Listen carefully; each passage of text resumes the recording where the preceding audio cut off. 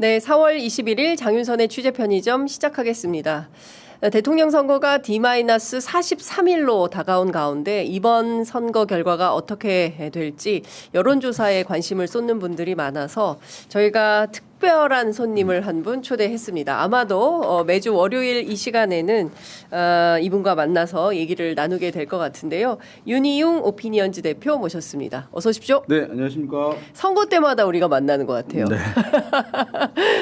지난 총선 때 열심히 만나고 네. 예, 윤석열 대통령 그 국정 수행 평가가 바닥을 헤맬 때 그때 모시고 이제 대선 앞두고 대선철이 다가오면 여론조사 전문가들이 제일 바빠지죠.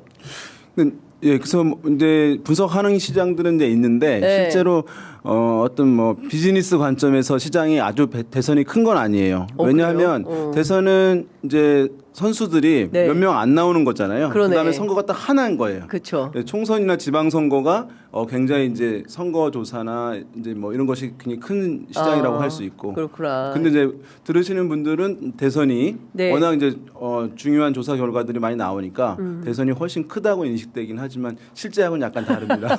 비즈니스 차원에서는 네. 총선과 지방선거가 훨씬 큰 선거다. 네, 그리고 대선은 대부분 이제 정당들이 위주로 하니까. 그렇죠. 예, 예. 후보들이 어떤 어디에 뭐 같이 도움을 얻어서 하고 이런 경우들이 네. 많지는 않거든요. 그렇죠. 네. 근데 사실 이제 대선 같은 경우에는 국정 운영의 중심축을 뽑는 선거가 되는 것이고 네. 대한민국의 그 미래가 어떻게 되느냐 일종의 이제 전망 투표에 네. 해당한다고들 하는데요.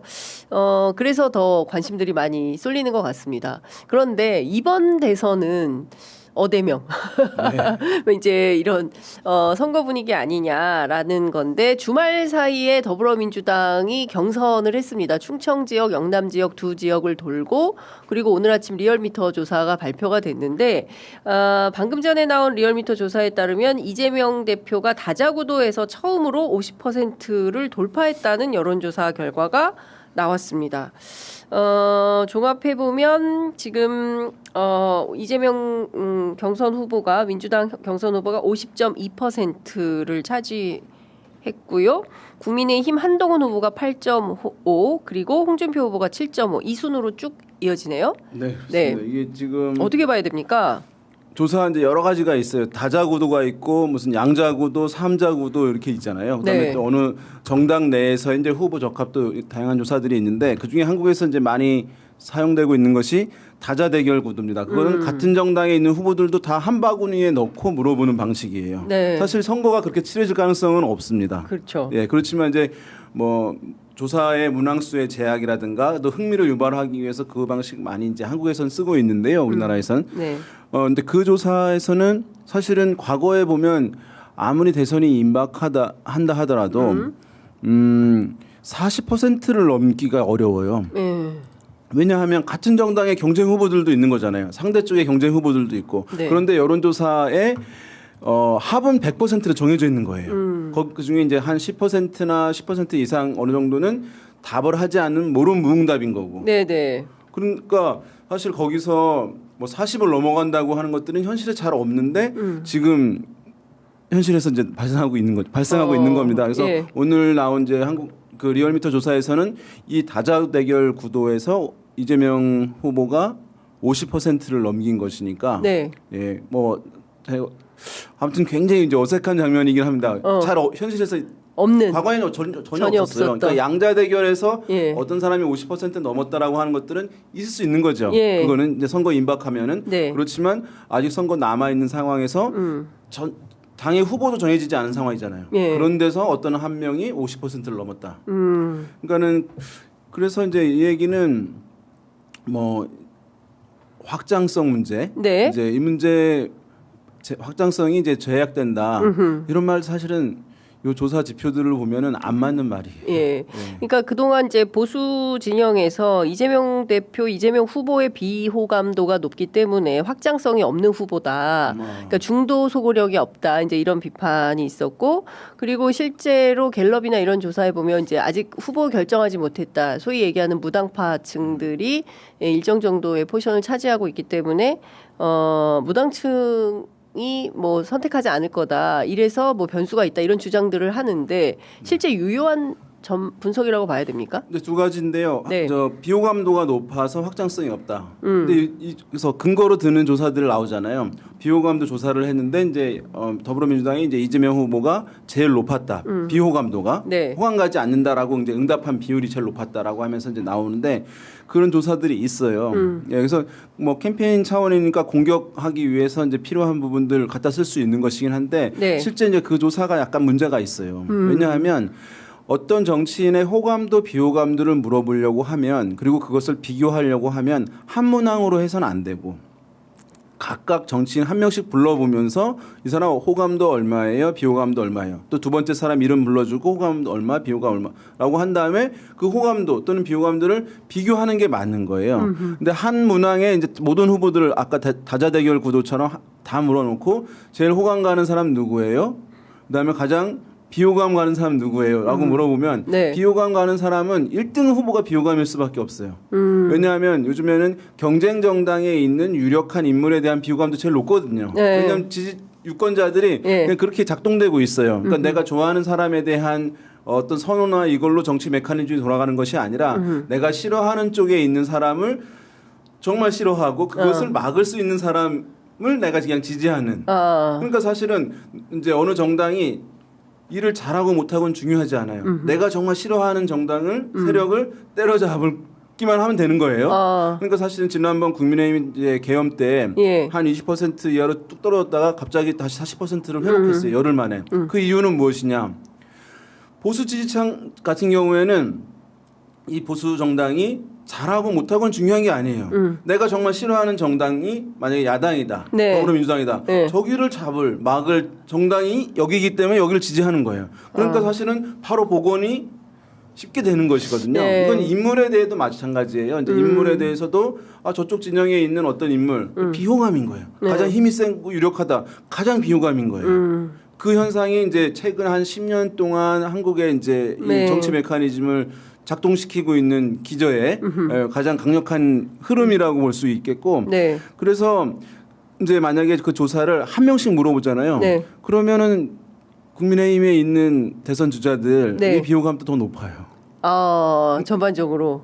다 높아요. 다. 예. 예. 최근에 이제 몇 개 조사들이 이제 시도가 됐어요. 네. 그런 거 보게 되면은 이제 국민의힘의 후보들의 비호감도가 더 높게 나옵니다. 국힘의 후보 비호감도가 더 높게 나온다. 네. 예. 왜냐하면 그거는 야당의 지지자들이 더 많고 100명 중 네. 100%에서 그다음에 예. 중도층 등에서도 또 그렇고 예. 하기 때문에 그 현상 나타나는 것이거든요. 그러니까 이제 예전에는 이제 그런 현상이 있었을지 모르겠는데 네.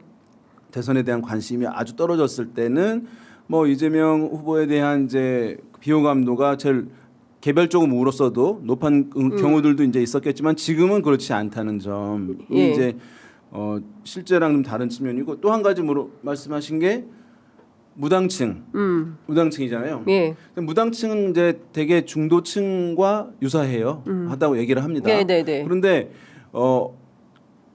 평상시에 이제 그런 것이고 다를 땐 또 달라요. 네. 동일시할 수 없을 측면이 있는데 지금이 좀 그래요.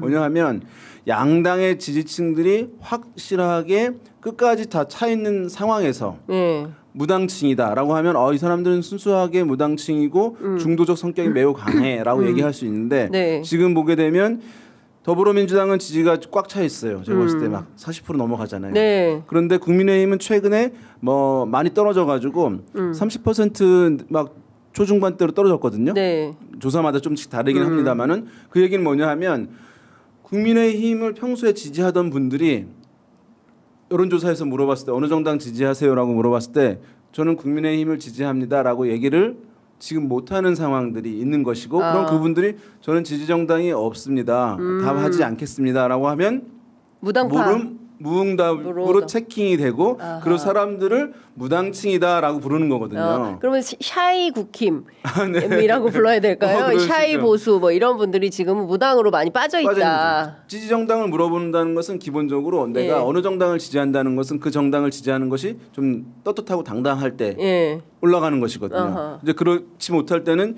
말을 못하게 되는 것이니까 예. 그때 무당층 비율이 올라가요. 예. 만약에 양당에 대해서 이제 다 못해 양당이 예. 그러면은 무당층이 쭉 올라가면서 정치 불신이 극에 달했습니다. 먼저 이렇게 나오는 네, 것이긴 한데 지금은 오히려 이제 국민의힘만 좀 그런 현상이 나타나는 것이니까 당연히 그러면은 국민의힘의 원래 지지자들이 무당층에 많이 포진돼 있는 거예요. 아, 예. 그러면 이제 무당층만 놓고 결과를 살펴봤을 때 이제 양자 대결 구도나 이럴 때 양자 그 무당층만 봤을 때는 이재명 또는 뭐 보수에 있는 주자들 홍준표 뭐 한덕수 뭐 이런 사람 네. 있잖아요. 차이가 없거나 오히려 보수 주자들이 높은 현상이 나타나는 거예요.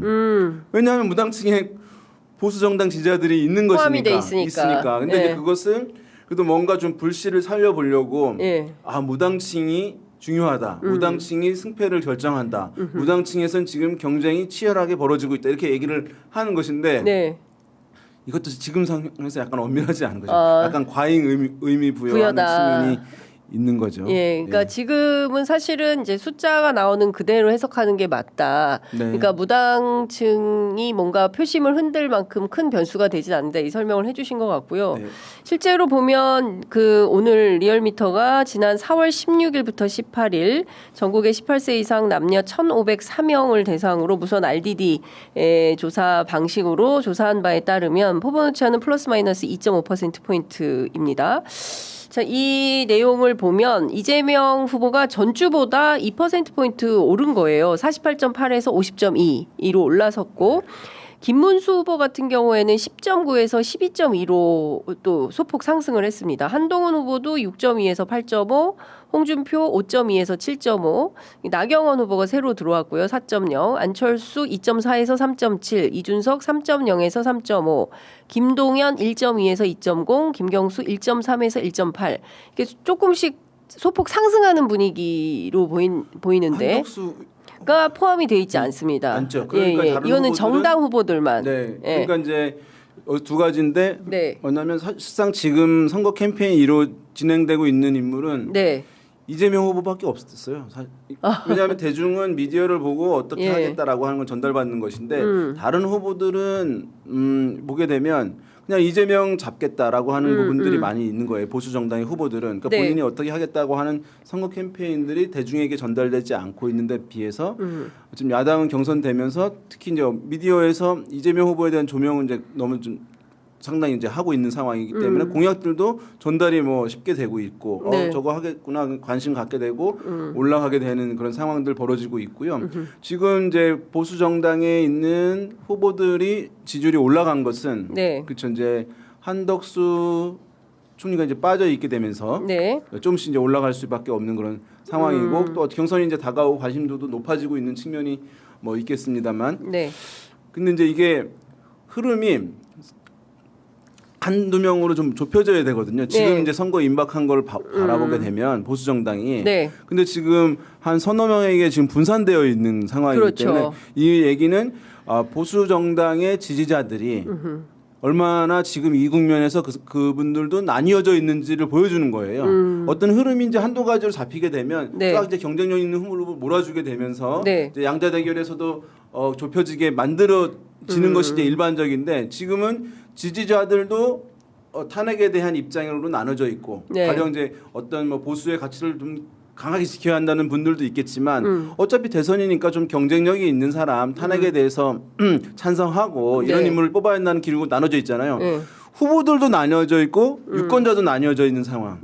그러다 보니까 어떤 한두 명의 후보에게 몰아주는 흐름이 전혀 발견되지 않고 있는 상황이다 이렇게 보시면 네. 좋을 것 같습니다. 그 국민의힘의 경우에는 내일 사자 컷오프가 이제 내일 결정이 나게 되는데요. 네. 지금 오늘 발표된 리얼미터 조사에 따르면 김문수, 한동훈, 홍준표, 나경원 순입니다. 물론 이제 나경원, 안철수가 0.3%포인트 차로 오차범위 안에서 접전하는 걸로 보이는데 자, 최종 4인. 이번에 4인 컷오프에서는 누가 꼴찌가 될 거냐. 여기가 가장 더 관심이 모아진다라고 하는데 우리 윤희용 대표께서는 사자를 누구누구 예측하십니까? 어려운 문제네요. 이게 이제 국민의힘 후보들만 놓고서 네. 이제 여러 명 중에서 4명 하는 이제 국민의힘 후보 적합도 해서 이제 나오는 조사들이 있어요. 그러면 이제 1, 2, 3, 4등을 딱 뽑는데 거기에 뭐 홍준표, 한동훈, 김문수, 안철수 이제 이런 흐름들로 나와요. 그다음에 이제 나경원 이렇게 나오는데 그래서 많은 분들이 안철수 의원이 어쨌든 4등으로 올라갈 것이다. 네. 지금 국민의힘 그 경선에 관심사 하나를 꼽으라고 하면 그 4등을 누가 하냐고. 그렇죠. 예. 나경원이냐 안철수냐. 예, 그게 이제 그것도 웃긴 거죠. 왜냐하면 그렇죠. 이제 경선인데 예. 누가 1등으로 이제 경쟁력을 보일 것이냐가 아니라 예. 마지막 4명의 예. 자리를 누가 할 것이냐. 그러니까 그렇죠. 경선이 약간 좀 지금 이상한 거예요. 네. 국민의힘 경선이. 예, 한덕수라고 하는 인물이 이제 나올지 안 나올지 모르지만 네. 외부에 이제 있잖아요. 계속 그렇죠. 이제 그 바로 군부는 떼고 있는 상황이잖아요. 그렇습니다. 예. 그러니까 그러면 이거는 메인이 아닌 거예요. 국민의힘 경선 무대가. 경선이. 예. 그러니까 그 측면이 하나 있고 메인은 그다음에 지금 가장 관심이 한덕수가. 가는 게 뭐냐? 예. 누가 1등이 하느냐가 아니라 예. 4등을 이제 누가 하느냐. 이제 하니까 예. 약간 좀 특이한 상황이라고 할 수 있는데 예. 근데 이제 제게 뭐냐면은 안철수 의원이 높게 나오는 것은 뭐 이제 좋아하시는 분들도 있고 할 텐데 그런 조사에서는 민주당 지지자들도 포함된 조사인 거예요. 아, 안철수 후보가 높게 나오는 거죠. 것은. 예. 그러면 이제 이쪽에 왜 그러면 민주당 지지자들이 안철수 의원을 좋아하느냐? 그거는 왜냐하면 반대쪽에 있는 지지자들은 저쪽 정당에서 가장 박해를 많이 받는 사람, 핍박을 많이 받는 사람, 예. 그 정당과 결이 많이 다른 사람을 좋아하는 거예요. 그래서 어떤 사람들은 이거 의도적인 역선택이다라고 얘기를 해요. 네. 근데 의도적인 역선택은 사실 잘 없어요. 왜냐하면 우리 제일 약체를 뽑아가지고 우리 정당의 후보랑 싸워서 손쉽게 승리를 해야지라고 마음 먹고 기다렸다가 하는 사람들이 그렇게 많지 전국 선거에서 네. 할 수는 없거든요. 예, 그래서 그냥 그거는 당연히 이제 그게 자연스러운 거예요. 저쪽 정당의 지지자들은 이쪽 정당에 제일 이제 힘이 없거나 핍박받은 사람을 좋아하는 건 마찬가지잖아요. 근데 안철수 후보가 핍박받는다. 다른 후보들에 비해서 지금 여기 비해서, 나와 있는 선수들 그래서 중에서 좀 다른 흐름 목소리를 얘기하고 그래서 지지를 한다고 그것이 이제 과거에 유승민 의원도 이제 이런 효과가 나타난 거예요. 그래서 이제 근데 이게 의도적인 역선택이기 때문에 그 역선택 뭐 방지 조항을 넣어야 된다라고 얘기를 하는데요. 이게 이제 의도적인 건 없고 근데 결과론적으로 이게 역선택과 비슷한 결과 아니냐라고 얘기하는 건 그럴 수 있다고 생각하는데 그렇죠. 미리 하는 것은 이제 없다라고 볼 수 있고요. 그래서 최종 4등은 누가 할 걸로 보십니까?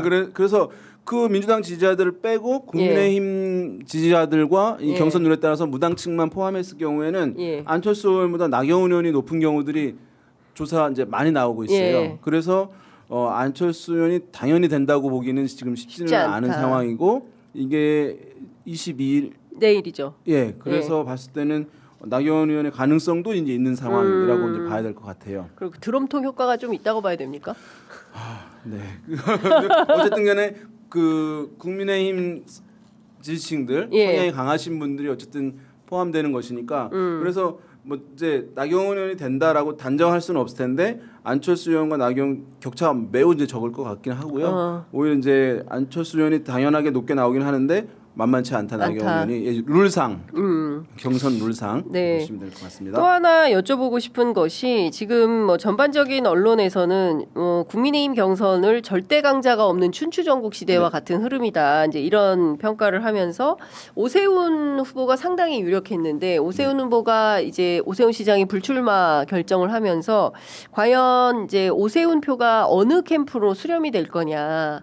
뭐 물론 이제 다 만나서 약자와의 동행 USB 하나씩 다 나눠주고 뭐 누구는 30분 누구는 1시간 뭐 오만찬 뭐 티타임을 겸하면서 후보들을 다 만났는데 오세훈 표는 어디가 흡수할 걸로 보이십니까? 그 여론상에는 사실은 큰 의미는 없습니다. 왜냐하면 여론상에 전체 후보들 중에서 이제 오세훈 시장이 차지했던 뭐 지지율 비중이 그렇게 크지 않았기 때문에 그것이 또 여러 후보들에게 좀 분산될 수밖에 없는 것이기 때문에 그런데 경선을 준비하게 되면 거기에 이제 의원들이 붙게 되는 거잖아요. 그다음에 각 지역의 지역위원장들이 많이 붙게 되는데 그 규모가 가장 컸던 것이 오세훈 시장 캠프라고 이제 많이 얘기를 해요. 예, 이제 왜냐하면 가능성이 제일 높았고 그래도 확장성이 좀 높지 않겠냐라고 하는 흐름 때문에 그러면 이제 그 사람들이 이렇게 흩어질 거란 말이죠. 그래서 이제 어느 후보들 성향이 또 이제 좀 비슷해야 될 테니까 뭐냐 하면 너무 이제 탄핵에 대해서 반대가 매우 강했던 인물들의 수혜가 좀 덜하지 않겠냐라고 하는 부분들 이제 있는 것이거든요. 그래서 보게 되면 최근에 보면은 한덕수 대행의 출마설 때문이기도 하지만 방금 말씀하신 오세훈 서울시장의 불출마 건으로도 김문수 전 장관이 타격을 제일 많이 받은 거예요. 원래 한 10% 중반대 또는 그 이상도 됐었는데 네. 지금 이제 한 자릿수 나오는 경우들도 있거든요. 10% 이제 초반대로 떨어지거나. 네. 그러니까 한덕수 대행이 이제 고정 보수층들, 강경 보수층들을 흡수하는 흐름도 하나 있고, 네. 그다음에 오세훈 시장이 이제 불출마를 하게 되면서 본인이 이제 가지고 있었던 표가 제일 탄핵에 대해서 적극적으로 반대했던 인물을 제외한 나머지 사람들이 수혜를 좀 얻는 측면이 있는 거예요. 네. 그러다 보니까 실질적 타격은 김문수 장관이 제일 큰 상황이어서 최종적으로 1인 후보에 네. 김문수 장관이 될 가능성이 초반보다 매우 줄어들어 있는 그런 상황이라고 할 수 있겠고 아까 말씀드린 대로 이제 오세훈 시장 캠프에 있던 사람들이 분산되긴 할 텐데 아마도 그 측면은 오랫동안 정치를 해왔다는 점, 네. 그다음에 광역자치단체장이라는 점 이런 감안하면 제가 봤을 때는 이제 홍준표 시장 쪽으로도 좀 많이 갔을 것이라고 보고 어허. 예. 뭐 한동훈 전 대표도 좀 수혜를 좀 보지 않았을까 싶습니다. 그 무슨 친소 관계에 의해서 조금씩 찢어졌을 것이다라는 당내에 이제 분석이 있던데. 있죠. 당연히 그럴 수밖에 없습니다. 이게 뭐 무슨 이념이나 뭐 이런 뭐 누구에게 몰아주기라기보다는 그냥 그렇다. 선거 앞두고는 이제 의원들 예. 제일 큰 뭐 이념은 이제 예. 당선 가능성. 그래서 이제 가장 큰 이념은 당선 가능성. 거기서 본인이 예. 이제 존중받으면서 역할을 할 수 있느냐. 이제 요것이기 때문에요. 네, 그렇군요. 그리고 또 하나 여쭤보고 싶은 것은 그 결선 투표가 이제 조만간 이렇게 결론이 날 텐데 이제 양자 구도가 되지 않습니까? 이제 원래 이게 국민의힘에 없던 룰인데 이번에 새로 생겼어요. 그래서 최종 경선에 이제 둘이 올라가서 둘 중에 하나가 마지막 후보가 되는 건데 이 마지막 결선에는 누가 올라가게 될 걸로 보십니까? 지금 여론조사 추이를 볼 때. 이거는 이제 정확히는 결선 투표는 아니에요. 4명에서 2명을 추리는 거죠. 예, 예. 추리는 것이기 때문에 예. 왜냐하면 결선 투표라고 한다면 4명에서 50%안 넘었을 때 이제 1, 2를 한다는 것인데 예. 만약에 지금은 50%를 누가 넘어서 2명을 다시 어쨌든 하는 거예요. 예. 그러니까 엄밀하게 얘기하면 예. 2명을 또 한 번 더 하는 거. 컷오프로 또 걸러내는 2명만 거다. 예. 예. 그랬을 때 남는 2명은 예. 어렵네요. 이것도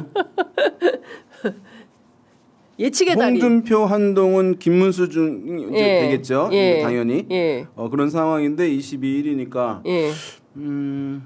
그렇죠. 이게 성향이 만약에 그 국민의힘 지지자들과 무당층의 이제 기류들이 이제 있다고 한다면 성향이 후보들이 좀 달라야 될 것 같아요. 뭐냐면 똑같이 탄핵에 찬성했던 인물, 네. 똑같이 탄핵에 반대했던 인물 2명이 올라가기는 쉽지 않은 것이니까 그런 면에서 봤을 때 예. 지금 홍준표, 한동훈이 올라가거나 예. 한동훈, 김문수가 올라가거나 예. 이렇게 봐야 되겠네요. 홍준표, 김문수 이 가능성도 세 개 중에 하나였는데 지금 이제 너무 이제 사람들 차이가 없는 그런 상황이어가지고 요건 사인이 약간 결정된 다음에 흐름이 좀 잡히지 않을까 생각되네요. 네, 그러니까 지난 갤럽 조사만 하더라도 네.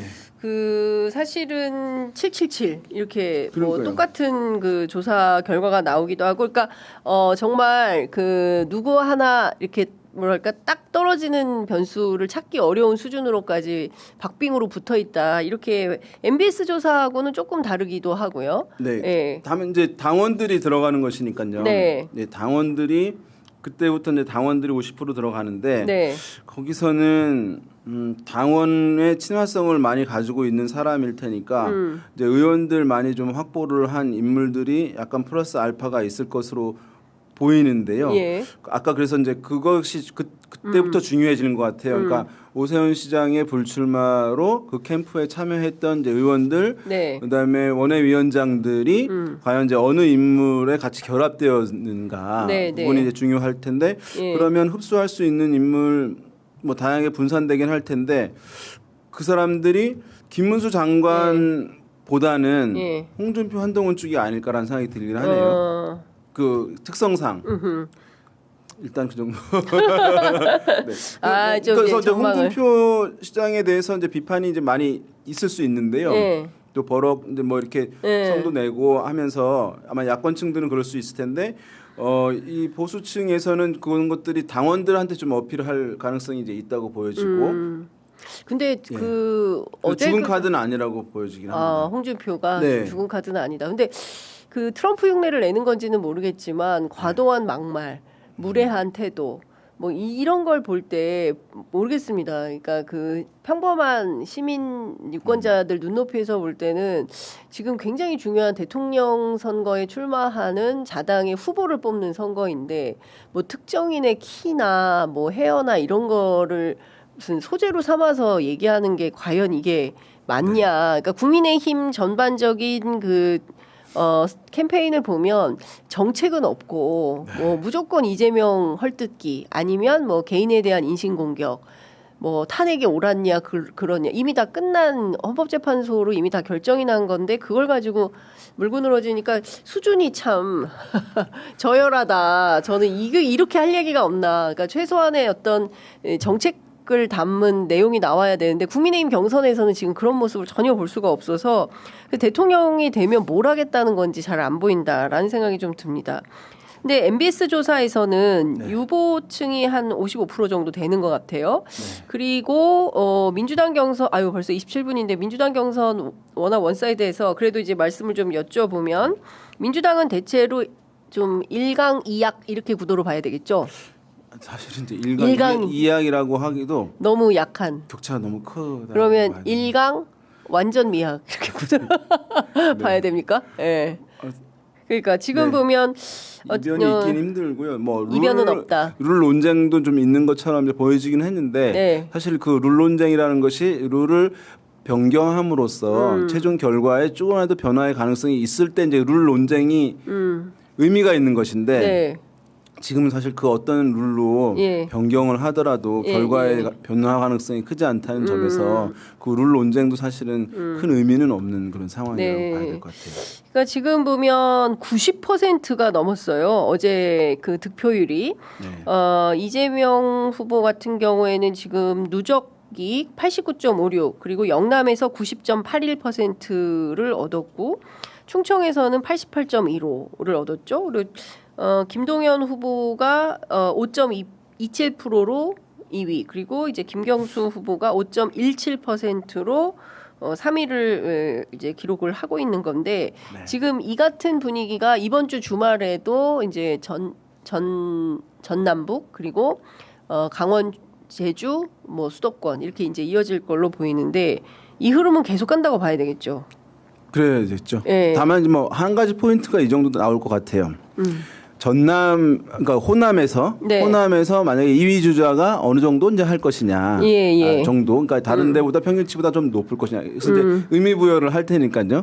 그 다음에 만약에 김동연 지사가 이제 경기도에서 어느 정도일 것이냐 뭐 얘기를 할 텐데 그것도 사실 뭐 큰 지금 의미가 없을 텐데 만약에 이제 이재명 대표 쪽에서는 후보 측에서는 이게 처음에는 아마 생각을 이렇게 했을 것 같습니다. 지난 2017년 대선처럼 그때 이제 문재인, 안희정, 뭐 이재명 이 3인이 각각의 캐릭터가 있고 지지층들이 좀 달라서 이게 단일화거든요. 제도적 단일화거든요. 경선이라는 것이.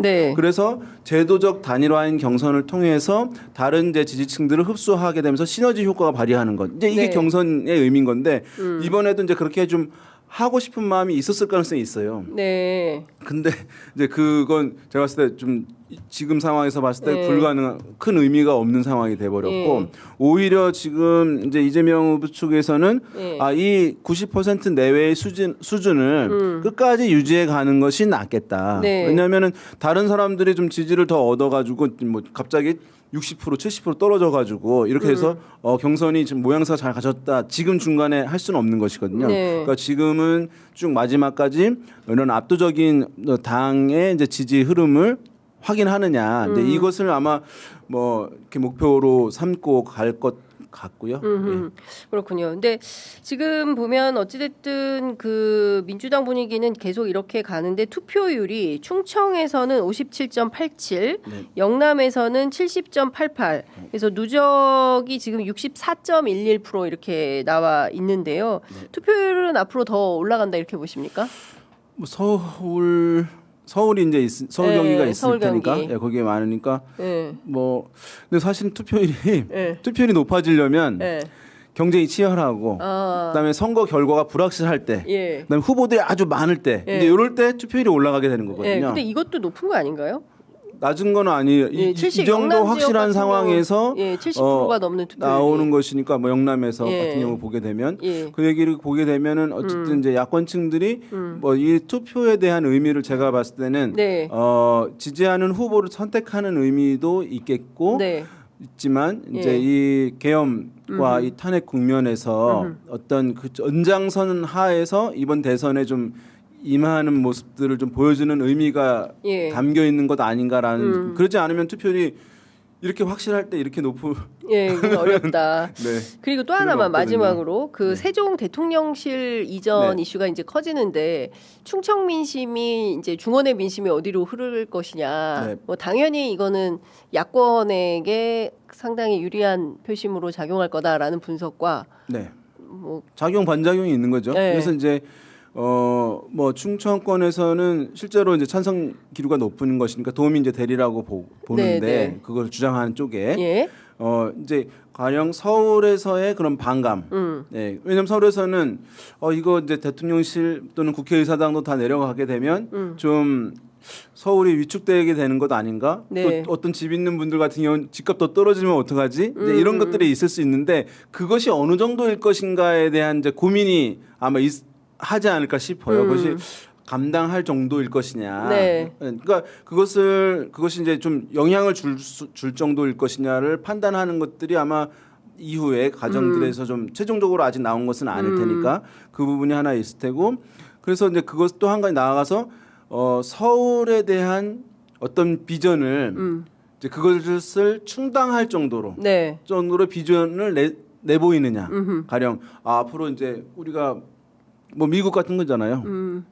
행정은 네. 워싱턴, 예. 뭐 경제는 뉴욕. 뉴욕 같은 그러면서 그러면 그것도 괜찮겠네라고 하는 그런 것들을 이제 대중에게 어필하면서 이제 그런 수도가 이전되거나 아니면 대통령실 국회의사당 등이 세종으로 가게 될 경우에 그런 박탈감, 뭐 아니면 이제 약간 좀 걱정 네. 이렇게 하시는 서울 시민 유권자들한테 이제 좀 이제 위안이 되거나 아니면 더 나을 수도 있다라고 하는 네. 것들을 어떻게 이제 불러일으키느냐 예. 이 부분들이 남아 있지 않을까 생각됩니다. 예. 알겠습니다. 아유 시간이 다 돼서 오늘은 여기서 마무리해야 될 것 같은데요. 끝으로 그 오늘 발표된 리얼미터 조사에서 대선 집권 세력 선호도 조사 정권 교체 59.9. 전주보다 1.2%포인트 상승했고요. 정권 연장로는 34.3%로 전주보다 1%포인트 하락했다는 말씀을 좀 드리겠습니다. 그리고 방금 전에 리얼미터 이택수 대표한테 카톡이 왔는데요. 국민의힘 경선 예측을 위해서 국민의힘 경선 룰대로 이번 주에는 한덕수 총리를 배제하고 여론조사를 했다는 것이고요. 국민의힘 경선 조사에서 이제 한덕수 총리를 빼고 하기 때문에 리얼미터에서도 같은 룰을 적용했다라는 말씀 전해드리겠습니다. 유력 조사기관의 대표자한테 직접 예, 메시지를 직접 카톡이 막 대단한 오네요. 방송이십니다. 그래서 이제 어떤 유력자가 빠지게 되면 네. 그 진영의 다른 후보들이 지지율이 올라가게 돼 있어요. 그런 방금 아까 현상이구나. 이제 왜냐하면 합의 100%라는 게 여론조사에 예, 너무 그렇- 중요해요. 맞습니다. 예. 그 사람이 가지고 있던 것들을 이렇게 나눠준 거죠. 네. 알겠습니다. 자, 오늘은 여기까지 듣도록 하고 다음 주에 또 뵙겠습니다. 네. 고맙습니다. 네.